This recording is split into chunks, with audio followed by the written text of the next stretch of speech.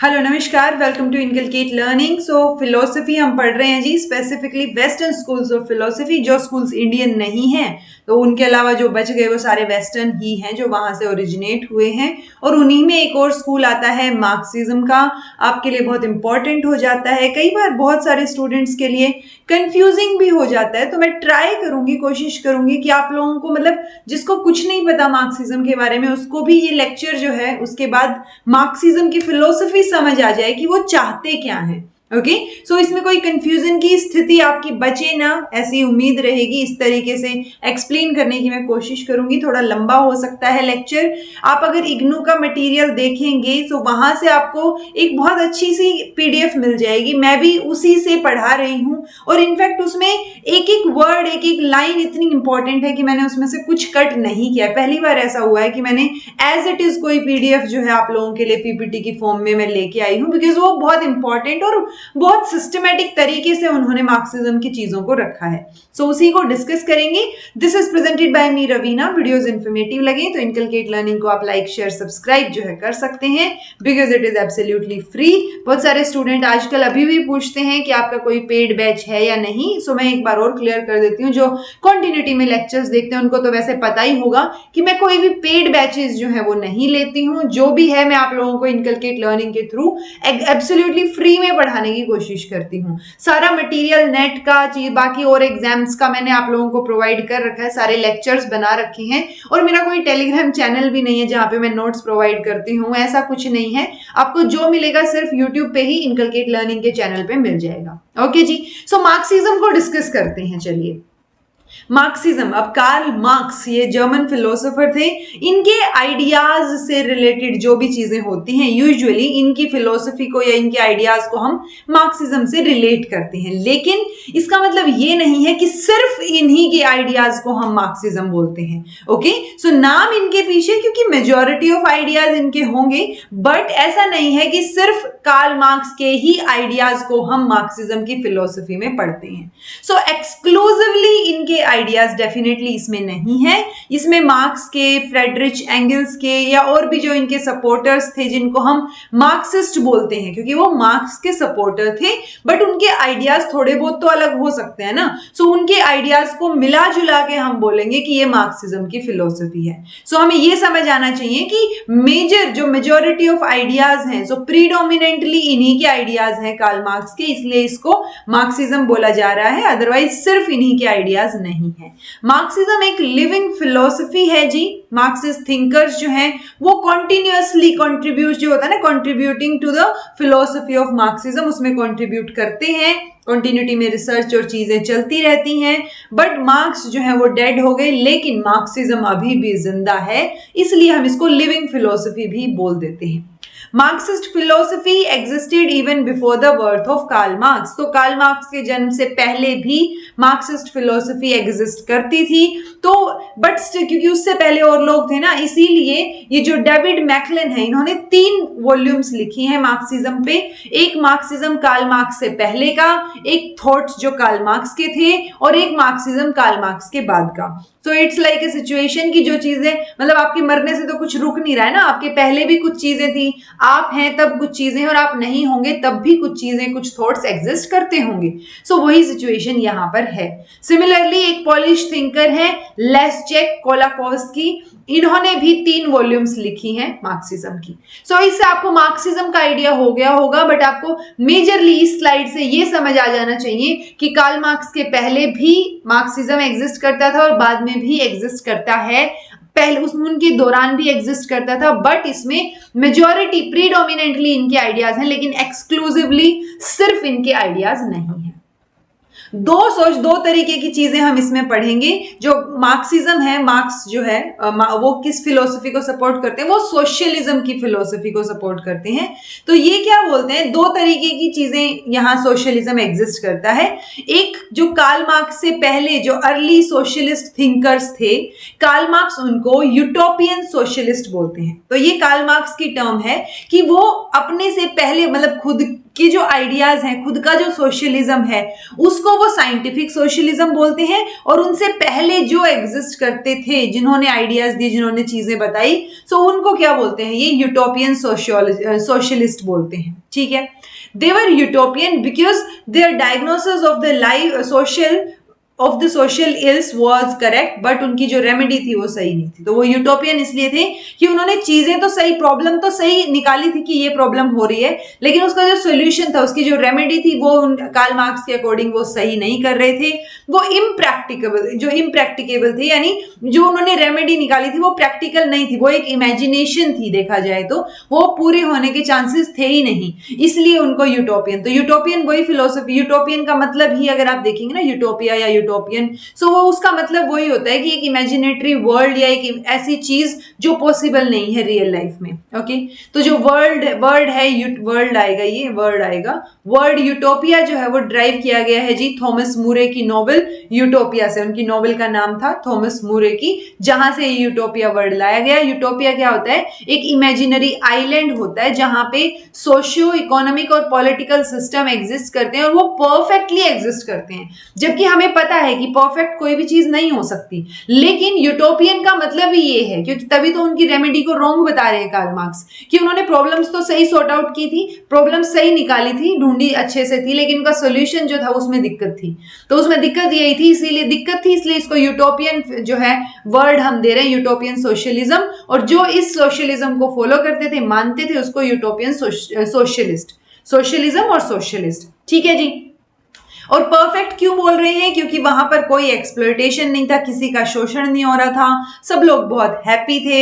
बहुत सारे important utopian thinkers की बात करें तो Robert Owen, Charles Fourier, Louis Blanc, Saint Simon, Sismondi and Proudhon. तो इनके नाम आप थोड़े से अगर याद रहें, तो बाकी इनके नाम ज्यादातर कभी पूछे गए नहीं है, बस ये कार्ल मार्क्स के अराउंड ही चीजें रिवॉल्व करती हैं और हमारे एग्जाम्स में भी कार्ल मार्क्स के अराउंड ही चीजें पूछी जाती हैं अक्सर। सो आई होप आपको यूटोपियन सोशलिज्म समझ आया होगा।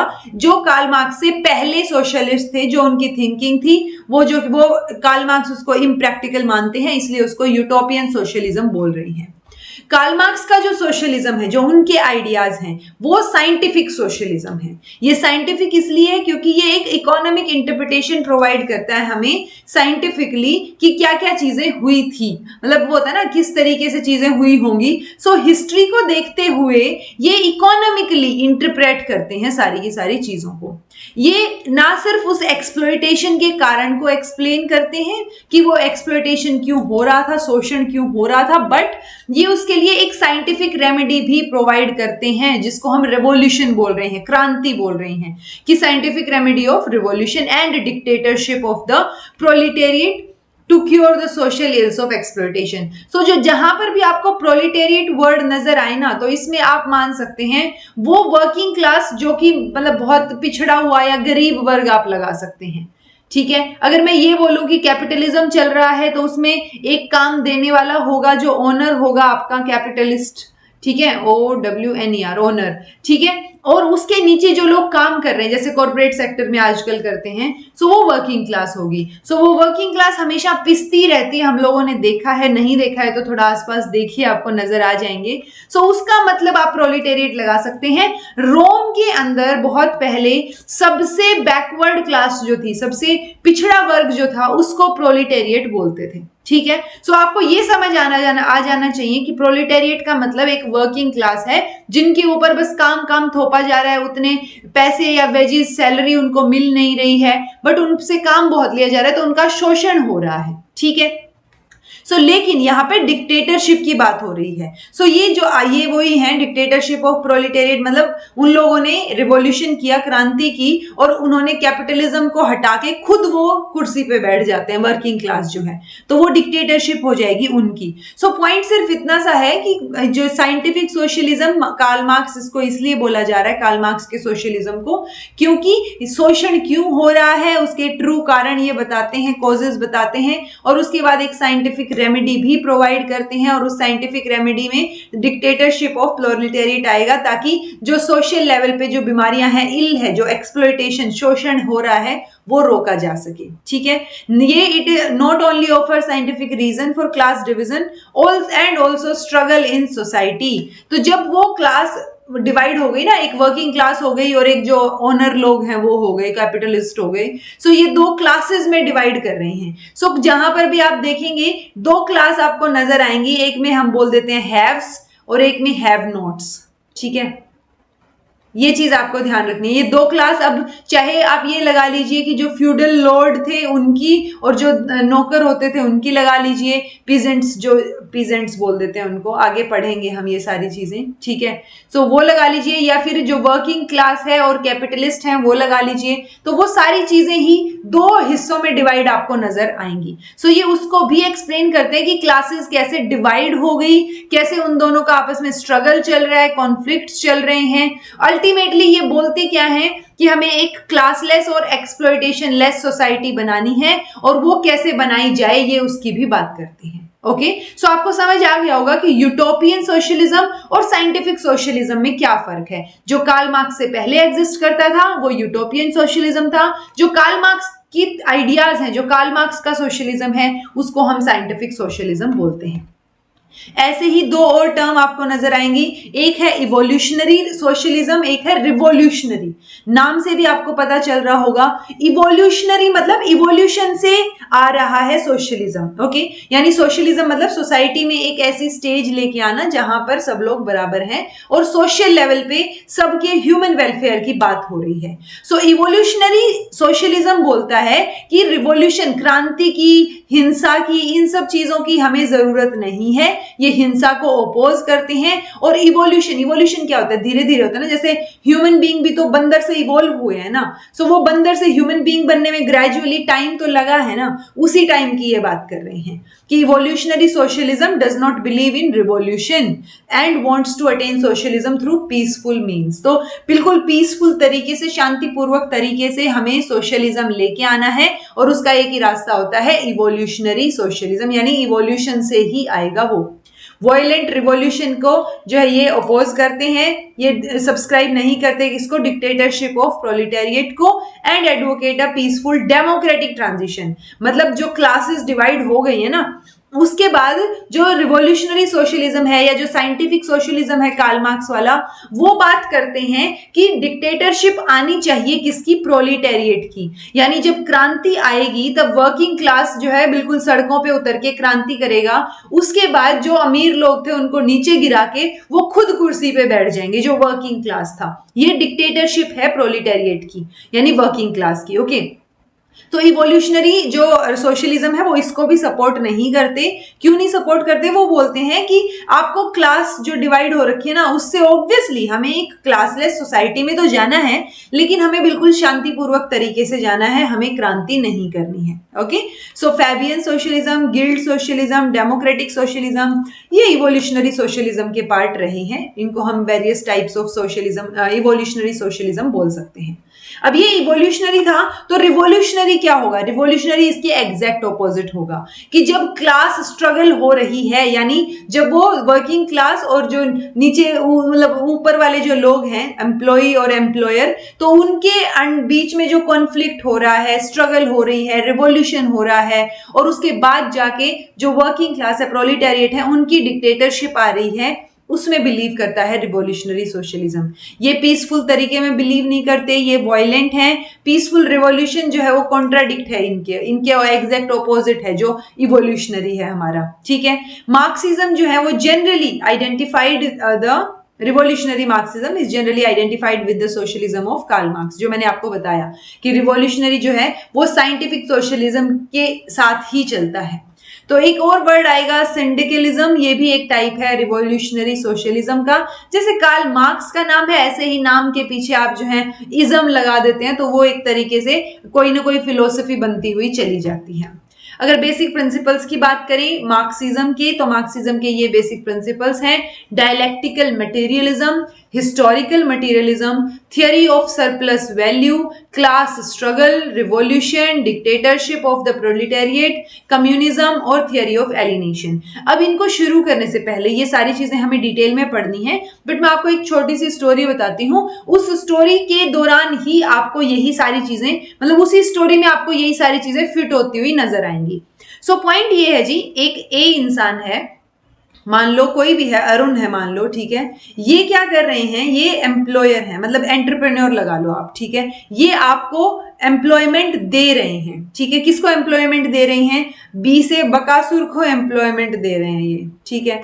सो बकासुर क्या हो गया, अब यहाँ पे वर्किंग क्लास हो गया, ये काम कर रहा है इनके अंडर, ठीक है, और इन्होंने काम दिया है इसको, ओके। अब बकासुर ने कोई काम किया, मान लो बकासुर ने एक दिन में 1500 रुपए का काम किया, लेकिन ये तो क्या करेंगे, इन्होंने फिक्स कर दिया कि ये एक दिन के इसको 500 रुपए ही देंगे। भले ही इसने जो भी काम किया उससे ये अरुण ने 1500 रुपए कमाए हैं, पर बकासुर को 500 ही मिलेंगे, ओके। सो ये फिक्स हो गया ना। और एक तरीके से हमें दिख रहा है कि भाई बकासुर काम तो वो ज्यादा कर रहा है, लेकिन उसको पैसे कम मिल रहे हैं। तो पैसे कम मिल रहे हैं का मतलब क्या हो गया, इसका शोषण हो रहा है, ठीक है। ये एक्सप्लॉइट हो रहा है, भले इसको ये बात पता हो ना पता हो, बट ये एक्सप्लॉइट यहां पर हो रहा है। ऐसे ही बहुत सारे बकासुर हैं जो अरुण के अंडर काम करते हैं, और वो सारों को सारों का यहाँ पे क्या हो रहा है, एक्सप्लॉइटेशन हो रहा है। एक दिन इन सारों को पता चल जाता है कि भाई ये तो गड़बड़ हो रही है, हम तो काम बहुत ज्यादा कर रहे हैं, ये पैसे नहीं दे रहे, हमें बिल्कुल परेशान करके रख दिया, घर का खर्च भी नहीं चल रहा। सो ऐसे ये बिल्कुल ऐसे भर गए सारी सिचुएशंस के अकॉर्डिंग, और फिर ये इसके प्रति जो है वो क्या कर देते हैं, क्रांति शुरू कर देते हैं। क्रांति कब हो जाएगी वो चीज, जब अरुण जो है वो इनके बिना काम ऑब्वियसली नहीं कर पाएगा, तो इसकी कंपनी जो है वो रुक जाएगी, और ये लोग जो है वो किस पे आ जाएंगे, डिक्टेटरशिप में आ जाएंगे, कि जो हम बोलेंगे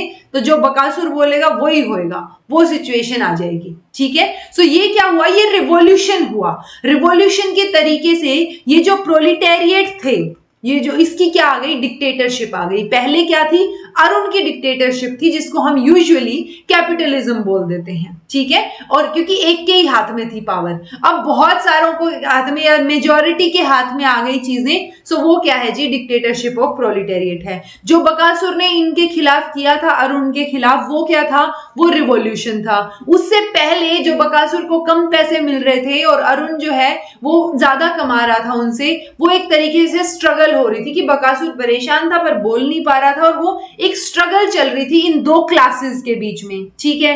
अब बकासुर काम तो जो है वो 1500 का कर रहा, मतलब 500 उसको मिल रहे थे, लेकिन उसके किए हुए काम से 1500 कमाए जा रहे थे। यानी ये जो 1000 रुपए एक्स्ट्रा हैं, ये क्या है, ये सरप्लस वैल्यू है, यानी एक्स्ट्रा वैल्यू है, ओके जी। जैसे ही डिक्टेटरशिप आएगी प्रोलिटेरिएट की, तो सोशलिज्म नजर आएगा आपको यहाँ पे, और उसी का नेक्स्ट पार्ट होता है हमारे पास कम्युनिज्म, ठीक है। कम्युनिज्म में क्या नजर आएगा आपको, कम्युनिज्म एक ऐसी राजनीतिक व्यवस्था होती है देखा जाए तो, जिसमें आपको जो है सब कुछ स्टेट के अंडर होगा, मतलब हॉस्पिटल है, स्कूल है, चाहे कोई इंडस्ट्री है, वो सब कुछ स्टेट के अंडर है। स्टेट आपको काम प्रोवाइड कर रहा है, सब लोगों में चीजें बराबर बराबर बांट के रख रहा है। सो वो एक स्टैग्नेंट वाली स्थिति आ गई ना, इसके बाद क्या होगा, कोई चेंज नहीं आ रहा है, ठीक है। सो वो कम्युनिज्म कहलाता है। जैसे आजकल हम कम्युनिस्ट पार्टी बोलते हैं ना, सो वो कम्युनिस्ट पार्टी की फिलोसफी जो है वो ये कम्युनिज्म वाली होती है, कि ऐसे दो क्लास क्रिएट ना हो, कि अमीर अमीर होता जा रहा है, गरीब गरीब होता जा रहा है, ऐसी सिचुएशन ना आए। सो वो कम्युनिज्म रहेगा। अब ये जो सारी की सारे टर्म्स हैं, इनको हम पढ़ लेते हैं इस स्टोरी के अकॉर्डिंग, आपको समझ आ जाएंगी चीजें, नहीं समझ आए तो पूछिएगा कमेंट करके। पहला है जी डायलैक्टिकल मटीरियलिज्म। अब पहले वर्ड देख लीजिए, डायलैक्टिकल की बात कर लेते हैं पहले। सो ओवरऑल देखा जाए तो ये जो डायलैक्टिकल मटीरियलिज्म है, ये एक साइंटिफिक मेथडोलॉजी, मेथड है, जो कि मार्क्स और एंगल्स ने डेवलप किया। किस लिए, हिस्ट्री को इंटरप्रेट करने के लिए। हमने बोला ना कि कार्ल मार्क्स की जो सोशलिज्म है, साइंटिफिक सोशलिज्म, वो क्या कर रहा है, वो इकोनॉमिक इंटरप्रिटेशन कर रहा है हिस्ट्री की, राइट। सो वो इकोनॉमिक इंटरप्रिटेशन कैसे की जाएगी, उसका ये मेथड है एक डायलैक्टिकल मटीरियलिज्म। कार्ल मार्क्स ने जो है, ये जो पहले के जो प्रीडेसेसर थे उनसे इन्होंने लिया है, स्पेसिफिकली हीगल से, जो कि जर्मन फिलोसोफर रहे हैं। यानी उनके आइडियाज से इन्होंने डायलेक्टिकल मटीरियलिज्म का क्या निकाला, डायलेक्टिकल वर्ड वहां से निकाला। आप ये लगा लीजिए, मटीरियलिज्म को तो हीगल फॉलो नहीं करते थे, वो हम अभी पढ़ेंगे। सो डायलेक्टिक क्या है, एक बहुत ही ओल्ड मेथडोलॉजी है, मेथड है जो कि यूज किया जाता है किस लिए, ट्रुथ को डिस्कवर करने के लिए बाय एक्सपोजिंग कॉन्ट्राडिक्शन। यानी हम जो ये दो क्लास हमने पढ़ी थी ना, अरुण और बकासुर वाले, ये जो दो क्लास बन गई है ना, इनके अंदर क्या स्ट्रगल आ रही है, क्या कॉन्ट्राडिक्शन आ रही है, क्योंकि जब आप एक दूसरे से सहमत नहीं है तो कॉन्फ्लिक्ट तो आएंगे ना, कॉन्ट्राडिक्ट तो होंगी चीजें। सो उस कॉन्ट्राडिक्शन को एक्सपोज करके हम सच का पता लगाना चाह रहे हैं। जो हीगल है उन्होंने रिफाइन कर रखा है इसको, उन्होंने तीन चीजें बता रखी हैं जिसको हम डायलेक्टिकल ट्रायड बोलते हैं। तीन चीजें क्या हैं, एक है थीसिस, अगर कोई भी चीज है, मान लो एक आइडिया है ए, अगर आप उसके अगेंस्ट कोई आइडिया है तो वो एंटी ए हो गया ना।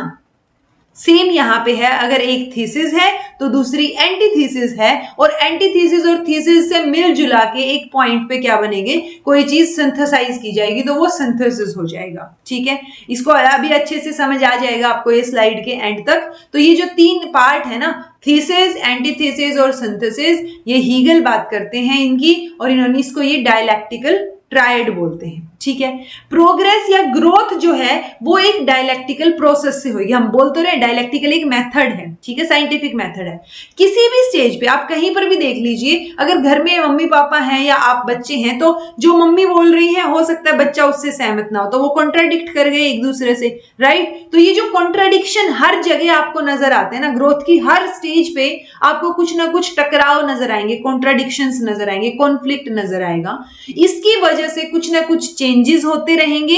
अब मम्मी की आपकी बात से सहमत नहीं है, आप मम्मी की बात से सहमत नहीं हो, तो दोनों बातचीत करके एक वो होगा ना, एक कदम मम्मी बढ़ाएगी अपनी पुरानी रिजिड थिंकिंग से आगे निकल के, और एक कदम बच्चा बढ़ाएगा मम्मी को समझने के लिए। सो वो कुछ ना कुछ चेंज तो आता रहेगा ना। सो वो जो चेंज आ रहा है उसकी वजह से प्रोग्रेस होगी और डेवलपमेंट होगी। थीसिस जो है, कोई भी वर्ड मतलब कोई भी चीज है, तो वो थीसिस जो है हमेशा चैलेंज की जाएगी एंटीथीसिस के द्वारा। यानी दोनों में कुछ चीजें अच्छी होंगी, जैसे हमने बोला ना बच्चा और मम्मी, सो दोनों के आइडियाज में कुछ चीजें अच्छी होंगी, कुछ चीजें खराब भी होंगी शायद। तो कोई सच होगा वहां पे, कुछ झूठ होगा।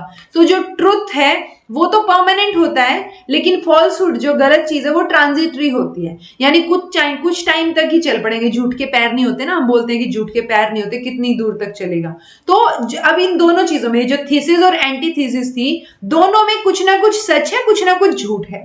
अब हम क्या करेंगे, अब इन दोनों को हम मतलब इन कॉन्फ्लिक्ट को हम डिस्कशन करेंगे उस चीज को, तब हमें जाके समझ आएगा कि अच्छा ठीक है, एक पॉइंट पे जाके ट्रुथ तो वही रहेगा, ट्रुथ परमानेंट है ना, ट्रुथ तो रहेगा, लेकिन जो फॉल्स गलत एलिमेंट्स थे वो डिस्ट्रॉय हो जाएंगे। ठीक है, ऐसे कर करके दोनों में से, यानी दोनों में एक पॉइंट पे आके दोनों में सिर्फ ट्रूथ एलिमेंट्स बच जाएंगे, क्योंकि वही परमानेंट थे। धीरे धीरे करके फॉल्स एलिमेंट्स वहां से निकल जाते हैं, और जब ये दोनों के ट्रूथ एलिमेंट्स, जो ट्रू एलिमेंट्स हैं, उनको हम मिला देंगे तो सिंथेसिस हो जाएगा। सेम आप ये लगा के चल लीजिए, आपको थोड़ा बेटर समझ आ जाएगा।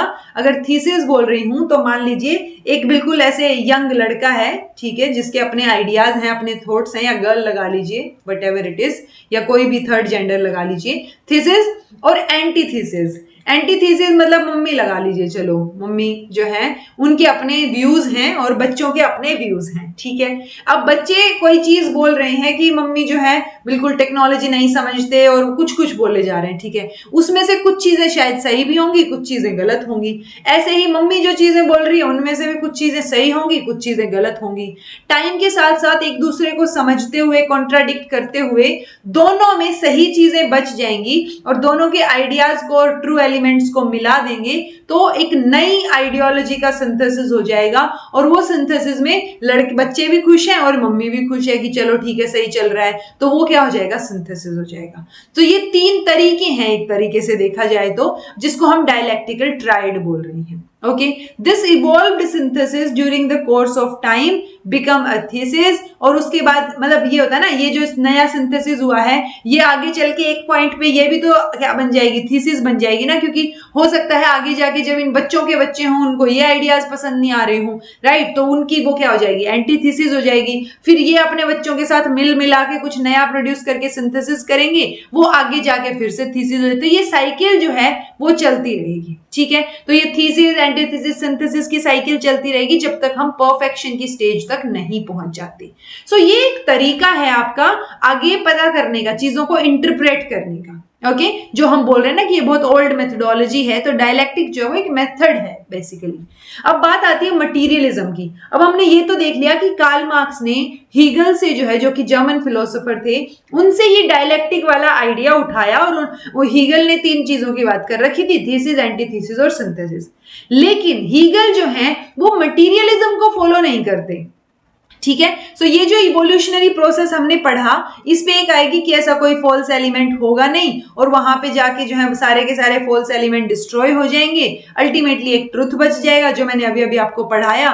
सो डायलेक्टिकल प्रोसेस वहां पर खत्म हो जाएगा जब आप एक परफेक्ट ट्रुथ तक पहुंच जाते हैं। ओके अब बात आती है मटीरियलिज्म की। सो जो मटीरियलिज्म है उसके लिए जो मार्क्स है वो हीगल की तरफ नहीं देखते, हीगल से उन्होंने डायलेक्टिक चीज उठाई है। अब मार्क्स जो है वो एक फ्रेंच स्कूल ऑफ मटीरियलिज्म जो है वहां से सीखते हैं ये चीजें, और एक फ्रेंच मटीरियलिस्ट थिंकर हैं लुडविग फ्यूरबेक। ओके सो इनसे ये मटीरियलिज्म सीखते हैं। मटीरियलिज्म क्या होगा, यानी मैटर ही अल्टीमेट रियलिटी है और आइडियाज नहीं है। यानी कि पहले जो आपके सामने मैटर रखा है ना वो पहले आएगा, उसके बाद आप कुछ काम करेंगे, उससे एक्शन लेंगे तो एक आइडिया निकल के आएगा। यानी आइडिया की रिफ्लेक्शन मैटर में नजर आएगी हमें। तो latter is reflection of former, यानी मैटर की रिफ्लेक्शन क्या है, आइडिया है हमारे पास। Okay it is not the consciousness of man that determines their existence, लेकिन उल्टा है, क्योंकि वो एग्जिस्ट करती है, उनका मैटर बॉडी एग्जिस्ट करती है, इस वजह से कॉन्शियसनेस आती है। कॉन्शियसनेस जो है वो रिफ्लेक्शन है उनकी एग्जिस्टेंस का। ओके मार्क्स जो उन्होंने ऑब्जर्व किया कि हीगल का जो डायलेटिक्स है वो सर पे खड़ा था बेसिकली। अब मैंने मार्क्स ये दावा कर रहे हैं कि मैंने उसको पैरों पे खड़ा किया है, यानी मैंने उस आइडिया को पूरा बनाया है, ऐसा कार्ल मार्क्स का कहना है।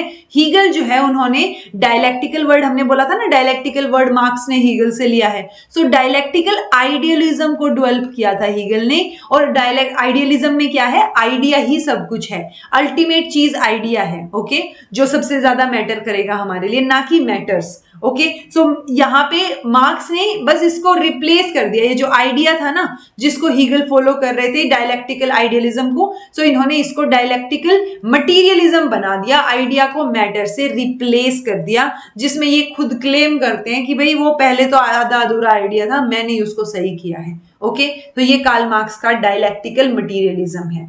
कार्ल मार्क्स के according idea is the reflection of material forces, यानी जो चीजें एग्जिस्ट करती हैं, मटीरियल फोर्सेस हैं, वो आइडिया जो है वो उन्हीं का रिफ्लेक्शन है जो हमने अभी अभी पढ़ा। ओके तो ये क्लेम करते हैं कि हीगल जो है उन्होंने ऊपर नीचे कर रखी थी चीजें, मैंने ही उनको सही किया है। तो वो सही, ये रीजन इसका यही देते हैं आइडिया और मैटर वाले का कि हीगल ने गलत बता रखा था, मैं सही बता रहा हूं, मेरी सुनो। तो ये कार्ल मार्क्स का कहना है। ओके अब जो भी बेस है किसी भी चीज का, मतलब जो भी प्रोडक्शन हो रहा है, क्योंकि जब भी इसकी बात आएगी ना मार्क्सिज्म की, वहां पे आपको प्रोडक्शन या रिलेशन ऑफ प्रोडक्शन, या जो ये क्लास वाली जो 2 क्लासेस बनी हुई हैं अरुण और बकासुर वाली जो हमने पढ़ी, सो उनसे रिलेटेड चीजें हमेशा आपको देखने को मिलेंगी। तो जो बेस है ना किसी, या जो सब स्ट्रक्चर है, तो उसमें किस चीज की फोर्सेस हैं, जो प्रोडक्शन और रिलेशन ऑफ प्रोडक्शन है, ये दोनों चीजें साथ की साथ चलेंगी। ओके पॉइंट ये है कि ये मानते हैं कि प्रोडक्शन जो है वो एक चेंज लेके आती है सोसाइटी में।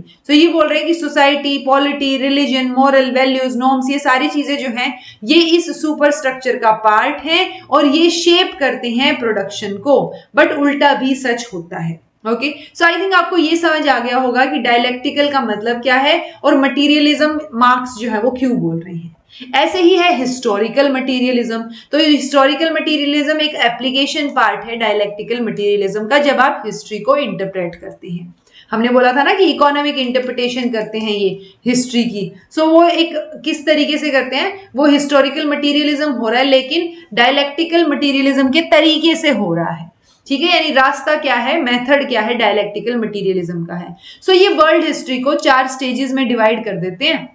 सबसे पहले कम्युनिज्म, उसके बाद स्लेवरी सिस्टम आया, यानी जिसमें गुलामी वाला सिस्टम कि एक ऊपर राजा है और आप उसकी गुलामी कर रहे हैं, ऐसा लगा लो, ठीक है। ये फिर फ्यूडलिज्म आया और फिर कैपिटलिज्म आया। इन चारों को देख लेते हैं, मतलब क्या है। तो जो प्रिमिटिव ये जो है कम्युनिज्म है, तो देखिए कम्युनिज्म का मतलब ही ये होता है कि किसी की प्राइवेट प्रॉपर्टी कोई नहीं है, कोई एक्सप्लॉइट नहीं हो रहा है, कोई क्लास नहीं है, सब लोग बिल्कुल बराबर बराबर हैं। ओके, जो मैंने आपको शुरू में भी बताया था। सो जो प्रिमिटिव कम्युनिज्म क्या है कि ह्यूमन हिस्ट्री का सबसे अर्लीस्ट पार्ट ही कम्युनिज्म रहा है, जहां पे मीन ऑफ प्रोडक्शन जो है, टेक्नोलॉजी इतनी थी नहीं, सो वो बिल्कुल बैकवर्ड थे। कम्युनिटी जो है वो सारे के सारे प्रोडक्शन को ओन करती थी, कोई प्राइवेट ओनरशिप नहीं थी, सब लोग अच्छे से वही ना स्टोन से बनाए हुए वेपन्स इस्तेमाल करते थे, फिशिंग नेट इस्तेमाल करते, तो सब अपना अपना काम कर रहे थे। और जो भी प्रोड्यूस कर रहे थे कि आपने वेपन बनाई तो आप अपने लिए बना रहे हैं उनको, तो जो प्रोडक्शन था वो लिमिटेड था और खुद के कंजम्पशन के लिए ही था। कोई सरप्लस प्रोडक्शन हमें वहां देखने को नहीं मिल रहा था और ना ही कोई प्राइवेट प्रॉपर्टी देखने को मिल रही थी। सो आई थिंक इतना समझ आया होगा आपको। प्रिमिटिव कम्युनिज्म का मतलब ही क्या है कि जो बिल्कुल आप ये लगा लीजिए आदिवासी वाला जो जमाना था ना, जहां पे सब अपनी अपनी चीजें कर रहे हैं, कोई प्रॉपर्टी नहीं है, जो जहां मन करे वहां रह रहा है फॉरेस्ट में, किसी का कोई फिक्स्ड नहीं है, कोई भी चीजें, सब कुछ सबका है, ठीक है। सो वो क्या थी, वो एक कम्युनिस्ट सोसाइटी थी, लेकिन बहुत प्रिमिटिव लेवल पे थी, बहुत एडवांस लेवल पे नहीं थी। लेकिन हमें इतना समझ आ गया कि वहां पे जो है लाइफ बहुत मुश्किल थी और वहां पे एक्सप्लॉइटेशन नहीं हो रहा था, कॉन्फ्लिक्ट नहीं हो रहा था, कोई स्ट्रगल नहीं हो रहा था एक दूसरे के साथ। ये प्रिमिटिव कम्युनिज्म की स्टेट थी जब वर्ल्ड हिस्ट्री की बात करेंगे। फिर अब टेक्नोलॉजी तो स्टैटिक नहीं है, टेक्नोलॉजी तो धीरे धीरे आएगी। तो जैसे जैसे टेक्नोलॉजी आने लगेगी, जो प्रोडक्शन अभी तक लिमिटेड था, सब अपने अपने इस्तेमाल के लिए चीजें कर रहे थे, सो वो प्रोडक्शन भी इंप्रूव होगा। प्रोडक्शन इंप्रूव होगा तो सरप्लस प्रोडक्शन होगा, यानी ज्यादा प्रोडक्शन हुआ है। ज्यादा प्रोडक्शन हुआ है तो ऑब्वियसली आप प्राइवेट प्रॉपर्टी भी खरीदेंगे, ठीक है। तो मीन्स ऑफ प्रोडक्शन जो है अब वो कम्युनिटी नहीं है, मीन्स ऑफ प्रोडक्शन क्या है, प्राइवेट ओनरशिप है। अब सबके पास कुछ ना कुछ अपना प्राइवेट ओनरशिप है कि ये मेरी जमीन है भाई। सो वो प्राइवेट चीजें जब आने लग गई, जब आपकी ओनरशिप इंसान की आने लग गई, सो वो जो property less class less society थी वो अब नहीं रहेगी, ठीक है। अब ये दो चीजों में डिवाइड हो गई, एक प्रॉपर्टी ओनिंग और एक प्रॉपर्टी लेस। कुछ एक लोगों के पास प्रॉपर्टी है जिसको वो ओन कर रहे हैं और कुछ एक के पास नहीं है, तो सोसाइटी दो हिस्सों में डिवाइड हो गई, ठीक है। इसको हम क्या बोल रहे हैं, class division in the society. जहां पर क्लास जो है वो डिवाइड हो गई, अब जो इनके पास प्रॉपर्टी है वो क्या कर रहे हैं, प्रॉपर्टी लेस लोगों को एक्सप्लॉइट कर रहे हैं। ओके, अब ये प्रॉपर्टी, मान लो मेरे पास खेत है, ठीक है, अब उस खेत में काम करवा रही हूं मैं दिन रात लोगों से, लेकिन उनको पैसे ढंग से दे नहीं रही हूं, तो शोषण ही हो रहा है ना उनका, मैं ज्यादा कमा रही हूं उस चीज से। सो वो एग्रीकल्चर मान लो एक प्रॉपर्टी में ओन कर रही हूं, और वो दूसरी जो प्रॉपर्टी लेस क्लास है, जो काम करने वाले हैं, डेली वेज वर्कर्स हैं, उनके ऊपर जो है सारा का सारा काम आ गया। तो दो क्लास क्लास जो है यहाँ पे डिवाइड हो गई, और एक एक्सप्लॉइटेशन जो है उसकी वजह से क्लास में स्ट्रगल शुरू हो गई, ठीक है। तो जो स्टेट है वो एक क्लास इंस्ट्रूमेंट है, कोएर्सिव इंस्टीट्यूशन है। इससे इतना समझ आ गया कि जिनके पास अब प्रॉपर्टी हो गई है वो दूसरे का शोषण करेंगे, चाहे वो कोई भी हो। तो एक मास्टर बन गया, एक स्लेव बन गया, ठीक है। मैं मास्टर हूं, जो मेरे अंडर काम कर रहे हैं उस एग्रीकल्चर लैंड पे, वो स्लेव है, गुलाम है मेरे, जैसा जैसा मैं बोलूंगी वैसा वैसा वो कर देंगे। तो जो मास्टर है वो क्या है, हैव्स हैं, मतलब जो वो बोलेंगे वैसा होएगा। स्लेव्स जो है वो हैव नोट हैं। तो ये दो क्लास को डिनोट करते हैं, ये हैव और हैव नोट जो है, ठीक है। स्लेव जो है वो क्या करते रहेंगे, प्रोडक्शन काम करते रहेंगे, और मास्टर जो है वो बैठ के आराम से उन्होंने जो प्रोड्यूस किया है उस बेसिस पे खाते रहेंगे। क्यों? क्योंकि उनके पास प्रॉपर्टी है, दैट्स इट, ठीक है। सो ये दो आपको क्या नजर आएंगी, दो क्लास नजर आएंगी, और यहीं से मेन चीजें शुरू होती है हिस्ट्री में। जैसे ही दो क्लास बन गई, तो जो पावर है, जो पावरफुल इंसान है, वो जो स्लेव है, गरीब है, गुलाम है आपका, उसकी आवाज को दबाने की कोशिश की जाएगी। अब इससे थोड़ा सा बढ़िया वाली स्टेज आ जाएगी फ्यूडलिज्म की, मतलब होता है ना, नाम अच्छा आ गया अब हमारे पास। सो फ्यूडलिज्म में भी यही होगा, फ्यूडल लॉर्ड्स हैं, जैसे जमीन वाला एग्जांपल मैंने दिया, और उसके अंडर काम करने वाले पीजेंट्स हैं। सो यूजुअली पीजेंट वर्ड जो यूज होता है वो किस में यूज होता है, एग्रीकल्चर में ही। जो एग्रीकल्चर में मान लो एक लैंडलॉर्ड है और उसके नीचे जो काम कर रहे हैं ना, जैसे अभी मैंने खुद का एग्जांपल दिया, तो मैं उसमें फ्यूडल लॉर्ड हो जाऊंगी और जो मेरे अंडर काम कर रहे हैं वो पीजेंट हो जाएंगे। ठीक है, सो वहां पे भी प्रोडक्शन वर्क चालू हो जाएगा। फ्यूडल लॉर्ड्स जो है वो क्या है, एक पैरासाइट की तरह होंगे। पैरासाइट क्यों, क्योंकि वो बिल्कुल चूस ही रहे हैं, जो काम लेबरर कर रहे हैं उनके बेसिस पे ही खुद खा रहे हैं, तो उनको बिल्कुल चूस चूस के बिल्कुल वो होता है ना, क्या ही बना देंगे, क्या ही बचेगा उनमें जो पीजेंट क्लास है। तो ये पैरासाइट की तरह काम करते हैं फ्यूडल लॉर्ड जो है। पीजेंट्स जो है वो डिपेंडेंट है और एक्सप्लॉइटेड क्लास है, क्योंकि वहां से भी अगर वो चले गए तो क्या काम करेंगे, कहीं ना कहीं तो उनको काम करना पड़ेगा, क्योंकि उनकी खुद की जमीन तो यहाँ एग्जिस्ट नहीं करती हुई दिखा रखी।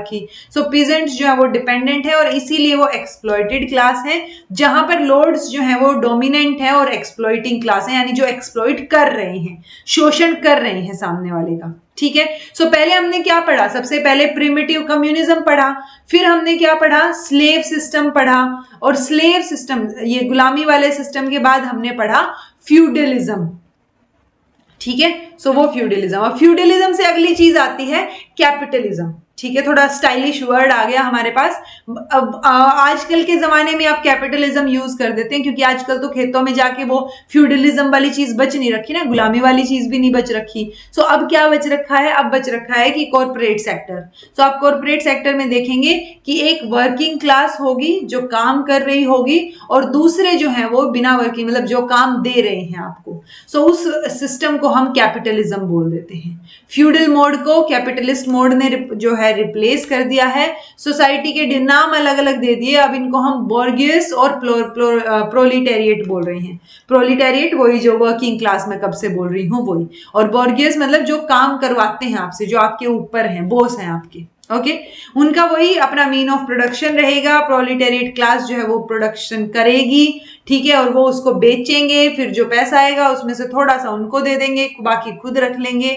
सो वो सारी चीजें सेम रहेंगी बाकी। ठीक है, अब एक पॉइंट आएगा जहां पे ये जो वर्किंग क्लास है, बकासुर है, वो परेशान हो जाएगा, जो कि रिवॉल्यूट करेगा, यानी कि एक क्रांति आ जाएगी, और उसी क्रांति के थ्रू हम जो है कम्युनिज्म तक वापस पहुंच सकते हैं, ऐसा इनका कहना है। सो ये 4 स्टेजेस आई होप आपको समझ आई होंगी। थियरी ऑफ सरप्लस वैल्यू की ये बात करते हैं। थियरी ऑफ सरप्लस में क्या होगा, जो बकासुर ने बोला था ना कि हमारे जो उसने 1500 रुपए का काम किया, मतलब उससे 1500 रुपए कमाए गए हैं जो काम उसने किया, लेकिन उसको 500 ही मिल रहे हैं। सो वो 1000 रुपए जो है वो सरप्लस वैल्यू है। ओके, तो सरप्लस वैल्यू में ये क्या बोलते हैं कि मार्क्स ने डेवलप किया theory of surplus value, exploitation जो है वो समझाने के लिए अच्छे से। मार्क्स बहुत इन्फ्लुएंस थे, क्लासिकल इकोनॉमिस्ट थे, उन्होंने लेबर थियरी ऑफ वैल्यू को सब्सक्राइब किया। ये बोल रहे हैं value of a commodity is determined by amount of labour consumed, यानी उस कमोडिटी की जो वैल्यू है वो किस पे डिपेंड करेगी, किसी भी ऑब्जेक्ट की या कमोडिटी की वैल्यू वो लेबर कंज्यूम हुई है, और जो जो उसके अंदर खर्चा हुआ है वो सारी चीजों को मिला के उसकी वैल्यू निकल के आती है। लेबर भी, मतलब जिस जो उसके ऊपर लेबर कॉस्ट लग रही है ना उस कमोडिटी को बनाने के लिए, उस ऑब्जेक्ट को, चीज को बनाने के लिए, वो भी एक तरीके से कमोडिटी मानी जाएगी। ठीक है, सो आप बोट और सोल्ड कर सकते हैं लेबर को भी अदर जो है कमोडिटी की तरह। तो 4 फैक्टर्स होते हैं यूजुअली प्रोडक्शन के, लेबर उनमें से एक है, उसके अलावा एक लैंड रहेगा, एक कैपिटल और एक ऑर्गेनाइजेशन। सो बेसिकली पहले आपके पास लैंड हो, ऑब्वियसली कैपिटल होगी तभी आप वो लैंड ले पाएंगे, आप उसको ऑर्गेनाइज करेंगे और फिर लेबरर्स लेके आएंगे उस पर काम करने के लिए। तो ये 4 फैक्टर्स होते हैं प्रोडक्शन के, किसी भी चीज को प्रोड्यूस करने के। Okay, application, it is the application of labor to these factors of production which make them productive. तो ये लेबर जो है उसका एप्लीकेशन पार्ट रहेगा, और वो ये जो लैंड, कैपिटल, ऑर्गेनाइजेशन आपकी बनी हुई है उसका अच्छे से चलाने का काम कौन करेगा, एप्लीकेशन पार्ट लेबर का रहेगा। अगर लेबर नहीं है तो सारी की सारी चीजें स्टेराइल हो जाएंगी, ठप हो जाएंगी। ओके, फर्टाइल नहीं रहेगी कोई चीज। अगर आप वेज प्रोवाइड कर रहे हैं उसको, बट आप उसको उतना ही प्रोवाइड कर रहे हैं जितने की उसने वैल्यू क्रिएट की है, मतलब उसने 1500 की वैल्यू क्रिएट की, आपने उसको 1500 दे दिए, तो फिर कोई एक्सप्लॉइटेशन नहीं हो रहा है। लेकिन कैपिटलिज्म के केस में ऐसा नहीं होता है, लेबर को कम ही मिलता है। जैसे जैसे प्रोडक्शन बढ़ता जाएगा वैसे वैसे लेबर का काम कम होता जाएगा। यहाँ पे एक और एग्जांपल दे रखा है, जैसे वर्कर ने 25,000 की वैल्यू क्रिएट की, लेकिन आप उसको 15,000 ही दे रहे हैं वेजेस में, तो जो 10,000 बच गए वो कैपिटलिस्ट का प्रॉफिट बच गया। ठीक है, अब ये प्रॉफिट तो आप उसको दे नहीं रहे हैं, यानी कि उसकी क्या हो रही है, एक्सप्लॉइटेशन हो रहा है, उसका शोषण हो रहा है। तो जो वैल्यू क्रिएट की है वर्कर ने और जो वैल्यू उसको मिली है, उसके बीच का जो बच गया वो क्या है, वो सरप्लस वैल्यू है जो कि उसको मिलनी चाहिए। ओके, ये इसी को क्या बोलते हैं, मार्क्सिस्ट जो है वो एक्सप्लॉइटेशन बोलते हैं, और वो बोलते हैं कि ये एक्सप्लॉइटेशन जब बंद होगा ना, तब जाके चीजें ठीक होंगी। सो ये जो है इंटेंसिफाई कर, जो भी कंपटीशन वगैरह होता है, क्योंकि आप कोई भी चीज प्रोड्यूस कर रहे हैं तो उसमें कट थ्रोट जो है, मतलब गला तोड़ गला काट कंपटीशन होता है। ठीक है, तो वो क्लास की जो स्ट्रगल है उसको, और इवेंचुअली उसकी वजह से एक रिवॉल्यूशन, एक क्रांति जरूर निकल के आएगी। सो ये थियरी ऑफ सरप्लस वैल्यू है जो कि एक्सप्लॉइटेशन जो है शो कर रही है, किसका, वर्किंग क्लास का। देन आती है क्लास स्ट्रगल, जब उनको नहीं मिल रही हैं चीजें बेटर तरीके से, सो वो डेफिनेटली क्या, मतलब हमने अभी तक हिस्ट्री में क्या देखा है, दो कंटेंडिंग क्लासेस देखी है हमने, एक डोमिनेंट देखी है, एक डिपेंडेंट देखी है, या हैव और हैव नॉट देखे हैं हमने। तो जो डोमिनेट कर रहे हैं वो क्या हो जाए, चाहे वो स्लेवरी सिस्टम हो, फ्यूडलिज्म हो, कैपिटलिज्म हो, हर जगह पे दो क्लास नजर आएंगे आपको, एक जो आपको डोमिनेट कर रहा है और एक जो डोमिनेट हो रहा है। ओके, सो यही क्या है, उन दोनों के बीच में एक स्ट्रगल भी तो चलती रहेगी ना। वो डोमिनेट करने वाला सोचेगा कि वो डोमिनेट करता रहे, लेकिन थोड़ा थोड़ा कोशिश करके जो डोमिनेट हो रहा है वो कोशिश करेगा कि यार डोमिनेट ना हुआ जाए। सो ये क्या है, उन दोनों क्लासेस के बीच में स्ट्रगल चलती रहती है। सो कोई भी कॉम्प्रोमाइज या अप्रोचमेंट जो है is possible between the contending class, तो कोई कॉम्प्रोमाइज इसके अंदर चलेगा नहीं, यही क्लास स्ट्रगल जो है वो चलती रहेगी। जब तक हम ये जो एक्सप्लॉइटिंग क्लास को अगर हम चाह रहे हैं कि वो बंद हो जाए, तो हमें ये सारी चीजों को रिजोल्व करना होगा। मतलब जब एक्सप्लॉइटिंग क्लासेस जो है उनको हम एनहिलेट कर देंगे, तोड़ देंगे, तब जाके क्लास स्ट्रगल बंद होगा। क्लास स्ट्रगल की वजह से एक पॉइंट आएगा जब जो है रिवॉल्यूशन होगा उस पर्टिकुलर चीज के लिए। ठीक है, और रिवॉल्यूशन अगर हो रहा है, क्रांति अगर आ रही हो, रिवॉल्यूशन में तो ऑब्वियसली हम क्या बोल रहे हैं, वायलेंट तो होगा रिवॉल्यूशन।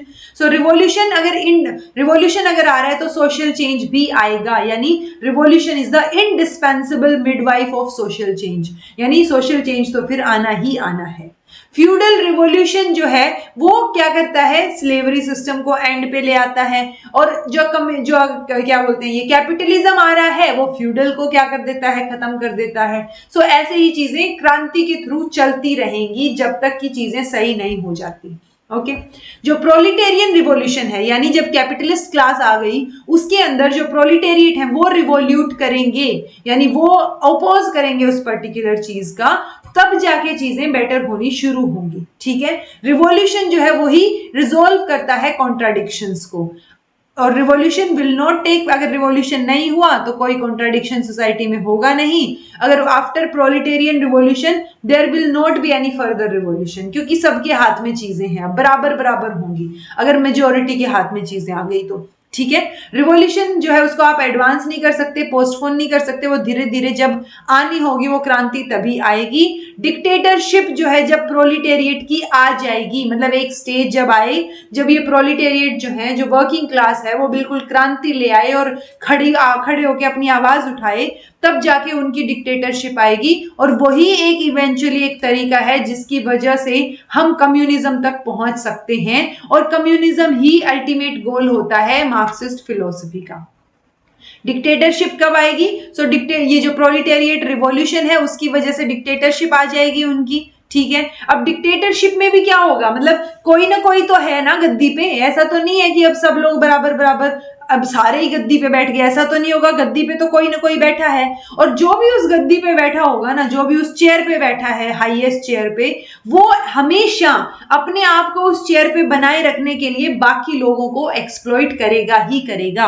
जब तक कैपिटलिस्ट बैठे हैं उस गद्दी पे, तो वो जो वर्किंग क्लास है उसको एक्सप्लॉइट करेंगे। अगर रिवॉल्यूशन आ गया, प्रोलिटेरिएट रिवॉल्यूशन, और उसके बाद ये प्रोलिटेरिएट वाले गद्दी पे बैठ गए, चेयर पे बैठ गए, सो वो नीचे वाले वापस से जो दूसरी मतलब पहले अमीर लोग थे, उनको वो क्या करेंगे, उनके हिस्से का काम तो उनके तरीके से तो काम नहीं करेंगे ना, तो वो उनको दबाने की कोशिश करेंगे। सो अल्टीमेटली ये समझ आता है कि जो स्टेट बन के निकलता है ना, स्टेट हमेशा एक इंस्ट्रूमेंट ऑफ ऑपरेशन होता है, जो कि इंस्ट्रूमेंट की तरह काम करेगा दबाने का। ठीक है, सो वो दबाने के लिए ही काम करता हुआ स्टेट आपको नजर आएगा। स्टेट जो है हमेशा किसको प्रोटेक्ट कर रहा है, किसके इंटरेस्ट को सर्व कर रहा है, क्रिएटर के, यानी जो गद्दी पे है, ठीक है, जो प्रॉपर्टी ओन कर रही है class. Okay, under the dictatorship of proletariat for the first time state जो है वो मेजोरिटी के अंडर आ जाएगा, ऐसा इनका कहना है। ओके, फर्दर अगर बात करें तो पहली बार स्टेट अगर इनके अंडर आया है तो इसमें भी उल्टा ही होगा ना। प्रोलिटेरिएट क्लास जो है वो सारी चीजों को, आर्मी को, पुलिस को, जुडिशियल सिस्टम को, सबको इस्तेमाल करेगी किसके अगेंस्ट, जो पहले उनके ऊपर थे, उनके अगेंस्ट, बोर्गियस क्लास के अगेंस्ट। ठीक है, मार्क्स आर्ग्यू करते हैं कि अगर डेमोक्रेसी का मतलब रूल ऑफ मेजोरिटी होता है, क्योंकि हम जो अभी जैसे हमारे देश में डेमोक्रेसी है, मोदी जी क्यों बैठे हैं, क्योंकि मेजोरिटी ने दे रखा है उनको, भले ही एक पर्टिकुलर मतलब इट्स लाइक अगर 51 भी है ना, तो भले ही 49% लोग उनके अगेंस्ट हैं, बट अगर 1% भी उनकी तरफ है एक्स्ट्रा तो वो रहेंगे, क्योंकि मेजोरिटी के रूल को ही डेमोक्रेसी हम बोलते हैं। सो मार्क्स ये आर्ग्यू करते हैं कि अगर डेमोक्रेसी के रूल को मेजोरिटी बोलते हैं तो सबसे डेमोक्रेटिक स्टेट कब होगा, जब ये प्रोलिटेरिएट की डिक्टेटरशिप आएगी, तब सबसे ज्यादा क्या होगी, डेमोक्रेसी होगी, क्योंकि ज्यादा से ज्यादा लोगों के हाथ में जो है वो पावर है। ठीक है, बट प्रोलिटेरिएट स्टेट के पहले पावर हमेशा माइनॉरिटी के हाथों में ही रही है। अगर मेजोरिटी रूल आएगा तो सिर्फ प्रोलिटेरिएट स्टेट को ही हम डेमोक्रेटिक स्टेट बोल सकते हैं, ऐसा कार्ल मार्क्स का कहना है। और उसके बाद जो है हमारे पास कम्युनिज्म आ जाएगा, यानी under the living care of dictatorship of proletariat socialist state जो है वो ऐसे फूलेगा, खिलेगा और कम्युनिज्म में आ जाएगा, यानी एक कम्युनिस्ट कंट्री जो है वो वहां पे बन के निकलेगी। कम्युनिस्ट का मतलब हमें पता ही है कि कम्युनिज्म क्या होता है, classless, stateless, private property less, exploitation less, कि सबके लिए बराबर है चीजें, कोऑपरेशन से चीजें चल रही हैं, ना कि गला काट कंपटीशन से। ठीक है, सो कम्युनिस्ट सोसाइटी जो है उसमें जो भी प्रॉफिट होगा, वो जो भी प्रोडक्शन हो रहा है वो कंज्यूम हो जाएगा, कोई प्रॉफिट आप जो है कमा नहीं रहे हैं उस चीज से, जो आप कर रहे हैं, क्या बोलते हैं, प्रोडक्शन हो रहा है उसी को आप यूज कर ले रहे हैं। ठीक है, सो कॉपरेशन से चीजें चल रही हैं, ना कि कंपटीशन से। जब कैपिटलिज्म की बात करते हैं तो उसमें कॉपरेशन से नहीं चलती, उसमें कंपटीशन से चीजें चलती हैं कि आपको दूसरी कंपनी से आगे निकलना है। Okay, profit motive will be replaced by social needs. जो कैपिटलिज्म में हम प्रॉफिट की बात कर रहे हैं, यहाँ पे वो सोशल नीड्स पूरी करने पे बात होगी, कोई क्लास डिवीजन नहीं होगा क्योंकि यहाँ पे कोई प्राइवेट प्रॉपर्टी है नहीं, तो कोई एक्सप्लॉयटेशन नहीं होगा, एक्सप्लॉयटेशन नहीं है तो कोई क्लास डिवीजन नहीं होगा, क्लास डिवीजन नहीं है तो क्लास स्ट्रगल भी नहीं होगा ना, ऑब्वियसली क्लास स्ट्रगल नहीं होगा। सो यहाँ पर जो है वो एक कम्युनिस्ट, क्लासलेस और स्टेटलेस सोसाइटी हमें नजर आएगी। सो यहाँ से हमें ये समझ आ गया कि ये जो अपना कार्ल मार्क्स हैं वो बोल रहे हैं कि प्रॉब्लम कहाँ पे आती है, प्रॉब्लम उस क्लास वाली जो सोसाइटी है उसकी वजह से आती है, और वो क्लास 1 और 2 क्लास बन गई, किसी के पास प्रॉपर्टी है, किसी के पास नहीं है। जिनके पास प्रॉपर्टी है वो जिनके पास नहीं है उनको उनका शोषण करेंगे, यानी एक्सप्लॉयटेशन होगा। एक्सप्लॉयटेशन हो गया तो ये 2 क्लास में डिवाइड हो गए, और क्लास बन गई तो इन दोनों के बीच में खींचातानी और स्ट्रगल जो है वो चलता रहेगा। ठीक है, बट कम्युनिज्म में इसके एग्जैक्ट ऑपोजिट होता है। कम्युनिज्म सोसाइटी जो है वो क्लासलेस और स्टेटलेस सोसाइटी जो है वो कहलाती है। स्टेट हमेशा एक इंस्ट्रूमेंट रहा है एक्सप्लॉयटेशन का, ये हम पढ़ चुके हैं ऑलरेडी। कम्युनिस्ट सोसाइटी जो है will be governed by Louis Blanc principle of from each according to his capacity to each according to his needs. यानी काम जब आप कर रहे हैं तो आप अपनी कैपेसिटी के अकॉर्डिंग कर रहे हैं, और आपकी जो सैलरी मिल रही है वो आपकी जरूरतों के हिसाब से मिल रही है। कि मान लो अगर 4 लोगों का परिवार है, उसमें एक कमाने वाला है और यहाँ पे एक ही इंसान है, और वो अपने परिवार में भी वो एक ही इकलौता इंसान है, या 2 इंसान लगा लो, तो जब काम भले ही अपनी कैपेसिटी के अकॉर्डिंग बराबर बराबर बराबर कर रहे हों, लेकिन इसको जिसके फैमिली में 4 लोग हैं उसके हिसाब से इसको सैलरी और चीजें मिलेंगी, और यहाँ पे 2 लोग हैं तो उसके हिसाब से इसको चीजें मिलेंगी, ताकि चीजों को बराबर बराबर बांटा जा सके। ऐसा नहीं होगा। कैपिटलिज्म में क्या होता है, अगर काम दोनों ने बराबर किया है तो मान लो दोनों को 20-20 हजार मिलने तो 20 ही मिलेंगे दोनों को, ये कैपिटलिज्म में होगा। ठीक है, ये कैपिटलिज्म वाले ये नहीं देखेंगे इसकी फैमिली कितनी बड़ी है, ओके। लेकिन कम्युनिज्म वाले ये चीज देखेंगे कि ये कितने लोगों का पेट पाल रहा है। अरे 20,000 में 4 का नहीं होगा, चलो इसको 25 दो और इसको 15 कर दो। ठीक है, सो वो चीजें देखने को आपको यहां मिलेंगी, और यही प्रिंसिपल क्या बोलता है, from each according to his capacity to each according to his needs. Okay, तो इसीलिए यहां पर कोई पैरासाइट नहीं होगा, जो काम नहीं करेगा उसको खाना नहीं मिलेगा। There will be only one class of worker, सारे ही काम कर रहे होंगे, सारे ही वर्कर्स होंगे, एक इगैलिटेरियन सोसाइटी बन जाएगी और एक हार्मोनियस रिलेशनशिप हमें लोगों में नजर आएगा। सो ऐसी सोसाइटी जो है वो कार्ल मार्क्स चाहते हैं। इसी में एक थियरी ऑफ एलिनेशन भी है। एलिनेशन होता है विलगाव, यानी आप जो है किसी से लगाव फील नहीं कर रहे हैं, वी लगाव लगा लीजिए इसको। ठीक है, विलगाव। सो इसका मतलब क्या हो जाता है, जो कार्ल मार्क्स है ना, एक तो ये चीज याद रखिए कि कार्ल मार्क्स वो होता है ना, कई बार जैसे मैंने आपको बताया था कि बहुत सारे ऐसे लोग भी होते हैं, पहले कुछ और फिलोसफी थी, बाद में धीरे धीरे कुछ और फिलोसफी बन गई। सो यहाँ पे भी कार्ल मार्क्स जो है वो 2 फिलोसफीज अलग से आपको नजर आएंगी। एक तो जब यंगर मार्क्स थे, मतलब वो थोड़े से यंग थे, और एक जो है वो क्या थे, जब मैच्योर हो गए थे, मैच्योर मार्क्स थे। सो ये 2 अलग अलग चीजें आपको यहाँ नजर आएंगी। सो 2 डिस्टिंक्ट फेजेस आपको मार्क्सिस्ट फिलोसफी के मिलेंगे, जो कि 1844 में इकोनॉमिक और फिलोसफिक मैन्युस्क्रिप्ट्स जब पब्लिश हुई तब हमें समझ आया। जो अभी फेस हम पढ़ रहे हैं ना, वो क्या है, वो तब पब्लिश हुई वो मैन्युस्क्रिप्ट्स, तब जाके हमें पता चला। बिकॉज पेपर छपते हैं, मैन्युस्क्रिप्ट छपते हैं, तभी तो हमें पता चलता है कहाँ पे क्या हो रहा है। ठीक है, सो वो जो व्यू थे वो किस चीज से रिलेटेड थे, वो पहले के थे। उसके बाद की अगर बात करें, सो मार्क्स की जो अर्लियर आइडियाज हैं वो कब पता चले हमें, 1932 में पता चले, जब उनकी मैन्युस्क्रिप्ट्स पब्लिश हुई अगेन। ठीक है, सो यहाँ पे भी 2 अलग अलग चीजें मिलेंगी। तो उसी में एक चीज निकल के आती है, थियरी ऑफ एलिनेशन। तो एलिनिएट होना किसी तरफ ना, तो वो क्या है, मतलब किसी की पर्टिकुलर चीज के लिए आप विड्रॉल फील कर रहे हैं, आप अलगाव फील कर रहे हैं उस चीज से, विलगाव या अलगाव लगा लीजिए। ठीक है, सो एक हंगरियन मार्क्सिस्ट हैं जॉर्ज लुकास, उन्होंने डेवलप किया ये थियरी ऑफ एलिनिएशन एंटायरली अपने आप से। सो ये आप याद रखिए, ये कॉन्सेप्ट मार्क्सिस्ट फिलोसफी का है, लेकिन ये थियरी दी किसने है, जॉर्ज लुकास ने दी है, ये याद रखिए। ठीक है, 1932 में जो है उन्होंने on his own, even before the publication of manuscript, तो 1932 में जब मैन्युस्क्रिप्ट पब्लिश हुई उससे पहले ही इन्होंने ये थियरी बना दी थी। ये थियरी 4 डिवाइड करते हैं चीजें ना, 4 लेवल्स हैं इस थियरी के। तो ये 4 लेवल्स कौन से, मार्क्स भी 4 लेवल ऑफ एलिनेशन जो है वो डिफाइन करते हैं। क्या, एक तो man is alienated from his own product. So man जो, मतलब मान लो मैं काम कर रही हूं कहीं पे और मैं कोई प्रोडक्ट बना रही हूं, तो मैं खुद एलिनेटेड हूं उससे, मतलब मैं खुद अलगाव फील करूंगी, उससे अलग फील करूंगी।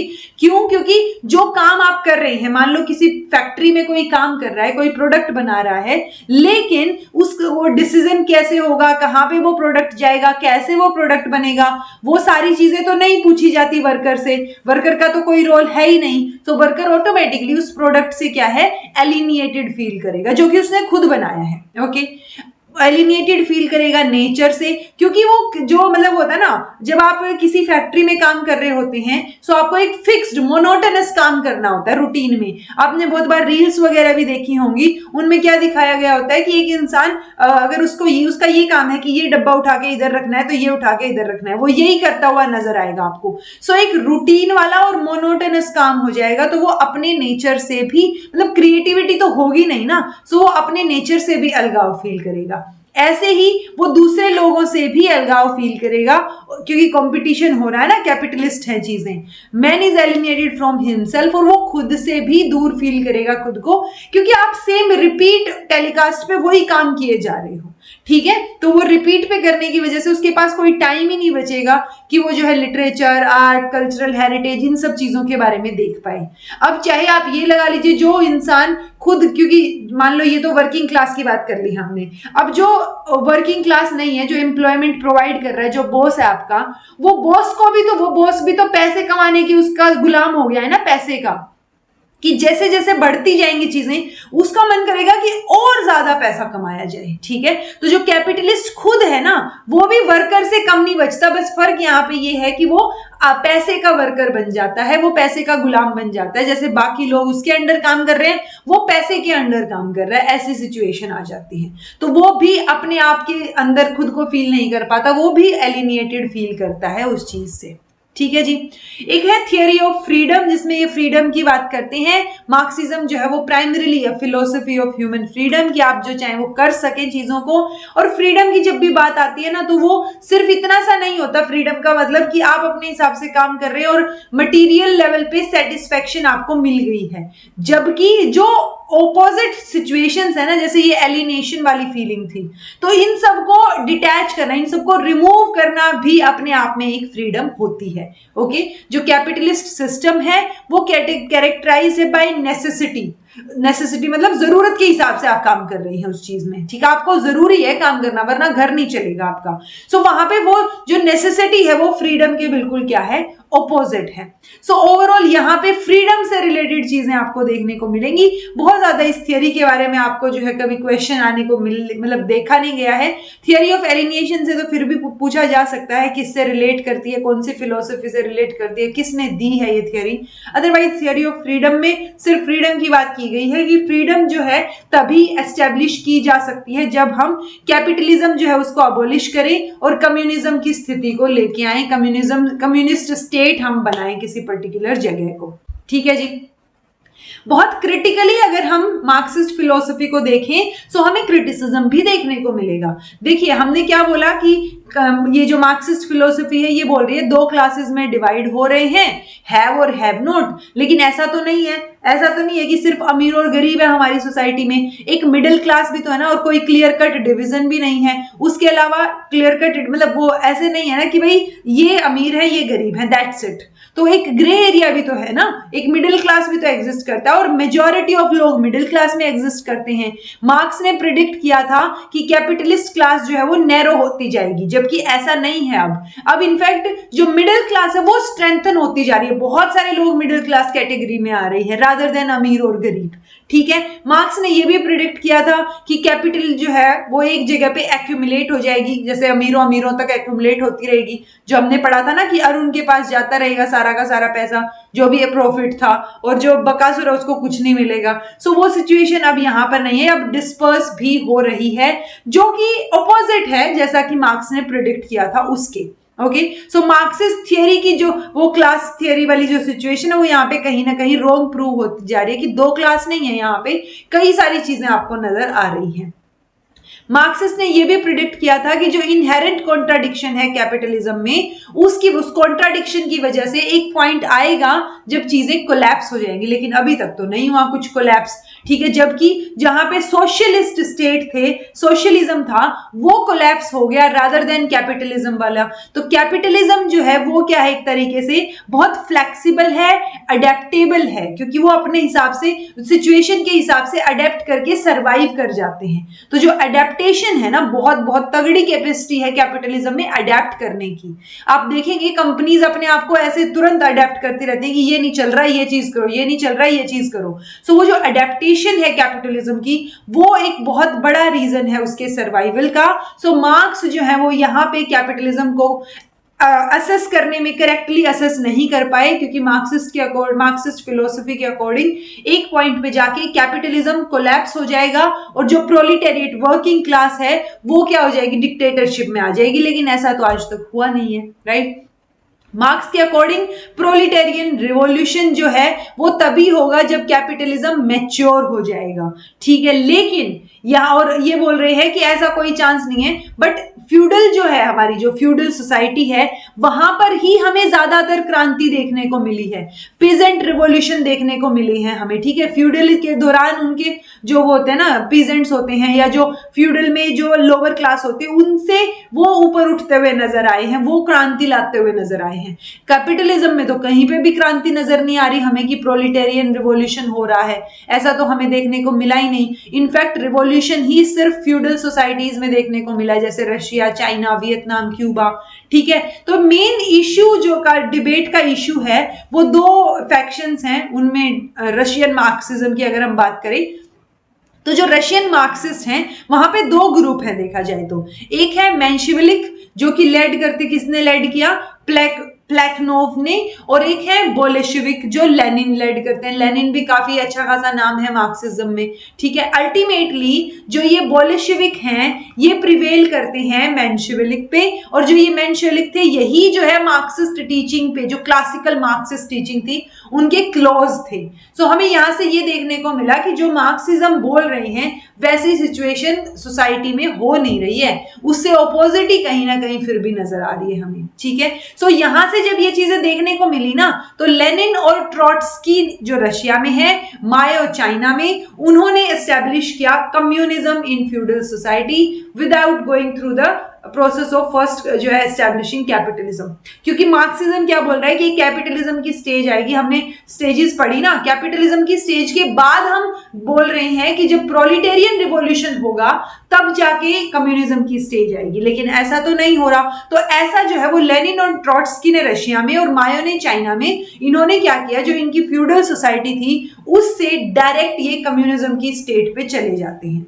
तो ट्रॉट्स्की उसको क्या बोलते हैं, थियोरी ऑफ परमानेंट रिवॉल्यूशन, कि उसने जो ये बॉर्गियस रिवॉल्यूशन था with proletarian revolution in his theory, उनको मिक्स कर दिया, ठीक है। तो उन्होंने एक अलग से स्टेज छोड़ी ही नहीं, तो ये थियोरी ऑफ परमानेंट रिवॉल्यूशन हो गया। और कहीं ना कहीं ये मतलब मोर प्रैक्टिकल व्यू हमें नजर आता है जो कि बेसिक मार्क्सिस्ट प्रिंसिपल के अगेंस्ट है, ठीक है। सो इसलिए ये भी एक क्रिटिसिज्म निकल के आता है। दूसरा जो मार्क्सिज्म की थियरी थी, उन्होंने इकोनॉमिक डिटर्मिनिज्म की बात की, इकोनॉमिक जो है उसको इंटरप्रेट कर रहे थे वो, लेकिन यहाँ पे वो चीजें भी उल्टी पड़ गई, क्योंकि ऐसा नहीं है कि इकोनॉमिक फैक्टर जो है वो ही क्या कर रहा हो, मतलब उसी की वजह से सोशल चेंजेस हो रहे हो, नहीं, बहुत सारे और भी फैक्टर्स हैं जिसकी वजह से सोशल चेंजेस हो रहे हैं। इनफैक्ट इकोनॉमिक फोर्सेस जो हैं वो भी इम्यून नहीं है, मतलब अगर इकोनॉमी जो है वो पॉलिटी, सोसाइटी, मोरालिटी, इन सब चीजों को डिटरमाइन कर रही है, यानी इकोनॉमी की वजह से ये सब चीजों में बदलाव आ सकते हैं, सो वाइस वर्सा भी तो हो सकता है, polity, society, morality, value system कैसा है, उन सब चीजों की वजह से इकोनॉमी में भी तो बदलाव आएंगे ना। ये टू वे प्रोसेस है जिसको मार्क्सिस्ट फिलोसफी वन वे मान रही थी, और सिर्फ इकोनॉमिक बेसिस पे ही सब चीजें डिसाइड हो रही होंगी, ऐसा ये बोल रहे थे, ठीक है। तो जो मार्क्सिस्ट थिंकर हैं वो भी बाद में, जो मतलब लेटर मार्क्सिस्ट थिंकर्स हैं जैसे ग्राम्स्की, वो भी एक्सेप्ट करते हैं कि हाँ सुपर स्ट्रक्चर का बहुत इंपॉर्टेंट रोल है, सुपर स्ट्रक्चर जो है वो शेप करेगा बाकी सारी चीजों को। तो ये सारे के सारे को ये सुपर स्ट्रक्चर बोल रही है।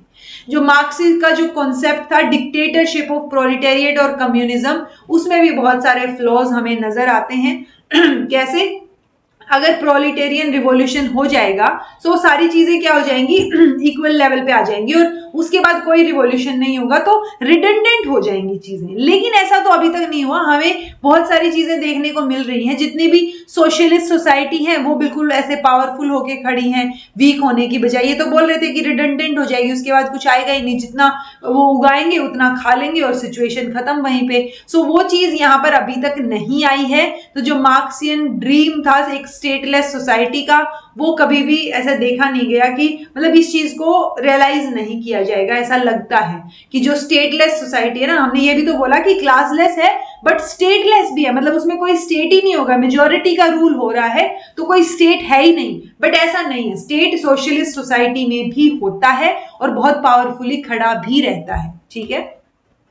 Socialist state wherever it has been established has either been overthrown or discredited। तो ये चीज इन्होंने बोली कि जहां पर भी सोशल स्टेट बना वहां पे उसको जो है डिथ्रोन कर दिया गया या उसको हटा दिया गया एक सिचुएशन में आके। वही चीज कहां पे जो कम्युनिज्म का कोलैप्स हुआ ईस्टर्न यूरोप में, डिसइंटीग्रेशन हुआ, सोवियत यूनियन टूट गई, क्योंकि सोवियत यूनियन कम्युनिस्ट फिलोसफी तो एग्जिस्ट, वहां पे कम्युनिज्म ही तो एग्जिस्ट कर रहा था। सो वो जब जैसे ही सोवियत यूनियन टूटती है सो वहां से हमें पता चलता है कि यार ये तो नहीं हो रहा जैसा बोल रहे थे मार्क्सिज्म वाले। सो वो चीज नजर नहीं आ रही कि एक बार सोशलिस्ट स्टेट बन गया तो उसके बाद जो है वो रिडंडेंट हो जाएंगे और वो रुक जाएगी वहीं पे और कुछ नहीं होगा। बट यहाँ पे तो उसको हटा के वापस से एक नई फिलोसफी और एक नई तरीके की सोसाइटी बनने को निकल रखी है। ठीक है, सो ये चीज जो चाइना में है, चाइना के थिंकर्स बहुत सारी चीजें हुई। सो एक थिंकर है जैसे फ्रांसिस फुकुयामा, तो उन्होंने उन्होंने क्या लिखा, ऑबिटरी ऑफ मार्क्सिज्म।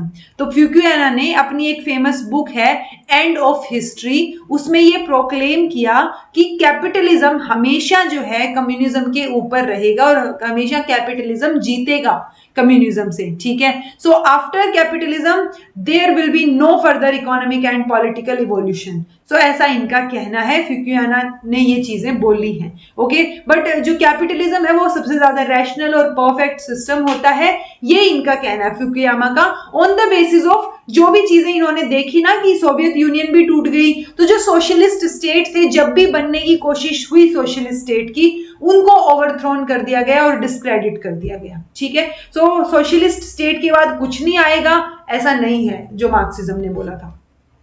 मेन चैलेंजर क्या है कम्युनिज्म में, वो तो डिफीट हो गया ना। मेन चैलेंजर जो है कि कम्युनिज्म का, जहां पे हम बोल रहे थे कि कम्युनिज्म के बाद कोई भी चीज नहीं आएगी, वो डिफीट हो गया। ऑल्दो बहुत डिफिकल्ट हो जाता है फुकुयामा की थीसिस को एक्सेप्ट करना कि सिर्फ कैपिटलिज्म ही जो है वो सबसे पावरफुल है और सबसे परफेक्ट है, ऐसा नहीं है। ओके, उसको एक्सेप्ट करना थोड़ा मुश्किल है, क्योंकि मार्क्सिज्म जो है वो दो फील्ड में काफी इंपॉर्टेंट रोल प्ले करता है। एक तो ये कि इसको एक टूल की तरह यूज करते हैं हम सोशल लेवल पे एनालिसिस करने के लिए, और दूसरा क्योंकि ये दो क्लास की बात करते हैं ना, तो जिनकी आवाज नहीं है उनको आवाज देने के लिए हम जो है मार्क्सिज्म का इस्तेमाल कर सकते हैं। ये दो जगह पे बहुत इंपॉर्टेंस है इसकी। ठीक है, तो philosophy of the poor and oppressed and the suppressed people. So Marxism जो है उसको philosophy of poor, oppressed and suppressed people बोला जाता है, क्योंकि जो अपनी आवाज नहीं उठा सकते उनकी बात करता है मार्क्सिज्म, उनकी बात करता है कम्युनिज्म। ठीक है, तो वो सिचुएशन एक पॉइंट पे आए उसकी बात करते हैं। सो ये बहुत भले ही ये फिलोसफी थोड़ा सा एजी हो गई हो, लेकिन जो मेथड है सोशल एनालिसिस का, इसकी जो इंपॉर्टेंस है एक मेथड की तरह, वो कभी भी कम नहीं होगी। भले ही सोशलिस्ट स्टेट जो है वो सर्वाइव करें या ना करें या डिमोलिश हो जाए, कुछ हो जाए, बट इसकी इंपॉर्टेंस फिर भी रहेगी ताकि हम सोशल लेवल पे चीजों को एनालाइज कर पाए। ओके, सो ओवरऑल क्या है कि मार्क्सिज्म जो है एक आइडियोलॉजी की तरह भले ही थोड़ा सा लॉस्ट आउट हो गया हो, एज पे चला गया हो या what ever it is, but ये टोटली रिडंडेंट कभी भी नहीं बनेगा। ये टॉपिक हमेशा पढ़ना पड़ेगा, क्योंकि ये ऑप्रेस्ड और सप्रेस्ड की बात करते हैं। जब तक एक्सप्लॉयटेशन रहेगा, ओप्रेस्ड लोग रहेंगे, तब तक मार्क्सिज्म जो है वो रेलेवेंट रहेगा। और अगर कैपिटलिस्ट क्लास है तो किसी ना किसी का तो एक्सप्लॉयटेशन हो ही रहा है, तो डेफिनेटली मार्क्सिज्म की फिलोसफी जो है वो एग्जिस्ट करेगी आगे आने वाले टाइम में भी। इनफैक्ट इनका कहना है कि जो ये मार्क्सिज्म की फिलोसफी है ना, उसकी वजह से जो हमने बोला ना कि जो सोशल स्टेट जो है वो डीथ्रोन कर दिए गए, सो ये बोल रहे हैं कि उनकी वजह से नहीं हुआ, वो एक वेरिएंट, वो सोसाइटी कंप्लीटली मार्क्सिस्ट थी ही नहीं जो कि डिमोलिश कर दी गई। वो मार्क्सिज्म, लेनिनिज्म और स्टैलिनिज्म, यानी तीन लोगों की मिला जुला के फिलोसफी से बना हुआ सिस्टम था, वो जाके कोलैप्स हुआ है यूरोप में। लेकिन मार्क्सिज्म, क्लासिकल मार्क्सिज्म जो है वो कोलैप्स नहीं हुआ। तो ये एक वो होता है ना कि डिफेंसिव पॉइंट देने को मिलता है कि वो सोसाइटी जो डिथ्रोन कर दी गई, कोलैप्स हो गई, वो कंप्लीटली मार्क्सिस्ट जो है सोसाइटी थी ही नहीं। ओके, जो डिमोलिश हुई है। बट तो हमें ओवरऑल इतना समझ आता है कि मार्क्सिज्म जो है जब तक एक्सप्लॉइटेड और ओप्रेस्ड लोग रहेंगे, जब तक चीजें रहेंगी, तब तक हम उसको इररेलेवेंट नहीं बोल सकते। तो मार्क्सिज्म कभी भी इररेलेवेंट नहीं होगा, ये हमेशा एक अल्टरनेटिव फिलोसफी रहेगी लिबरलिज्म के अगेंस्ट। तो वो चीज ध्यान रखनी है हमें, ठीक है जी। सो आई होप आपको मार्क्सिज्म फिलोसफी समझ आई हो, उसका क्या क्रिटिसिज्म हुआ, कैसे ये डिफेंसिव पॉइंट लेके आते हैं कि भले ही चीजें बिगड़ जाएं लेकिन एज अ फिलोसफी और एक मेथड जो सोशियोलॉजी का, सोशल एनालिसिस का मेथड है ना, उसकी तरह हम हमेशा मार्क्सिज्म को पढ़ेंगे। और जब तक एक्सप्लॉइटेशन होगा, जब तक एक्सप्लॉइटेड क्लास रहेगी, तब तक हम मार्क्सिज्म जो है उसको पढ़ेंगे और वो रेलेवेंट रहेगा, ठीक है जी।